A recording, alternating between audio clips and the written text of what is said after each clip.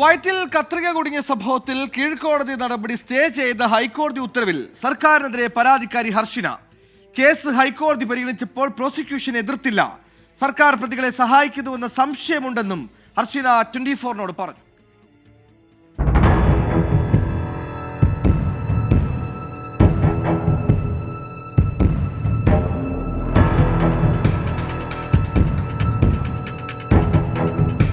പ്രസവ ശസ്ത്രക്രിയക്കിടെ പന്തീരങ്കാവ് സ്വദേശി ഹർഷിനയുടെ വയറ്റിൽ കത്രിക കുടുങ്ങിയ കേസിൽ കുന്നമംഗലം കോടതിയിലെ നടപടികൾ ഹൈക്കോടതി സ്റ്റേ ചെയ്തിരുന്നു. കേസിലെ പ്രതികളായ ഡോക്ടേഴ്സ് നൽകിയ ഹർജി പരിഗണിച്ചായിരുന്നു കോടതി ഉത്തരവ്. പ്രോസിക്യൂഷൻ എതിർക്കാത്തതാണ് സ്റ്റേ ചെയ്യാനുള്ള ഉത്തരവിനിടയാക്കിയതെന്ന് ഹർഷിന 24-നോട് പറഞ്ഞു. സർക്കാർ തനിക്കൊപ്പമില്ലെന്ന് വ്യക്തമായെന്നും ഹർഷിന. പ്രോസിക്യൂഷൻ്റെ ഭാഗത്തു നിന്ന് ശക്തമായൊരു വാദം വന്നിട്ടില്ലാത്തത് കൊണ്ട് തന്നെയാണ് ഇവിടെ ഒരു സ്റ്റേ കൊടുത്തിട്ടുള്ളതെന്ന് നമുക്ക് മനസ്സിലാകുന്നത്.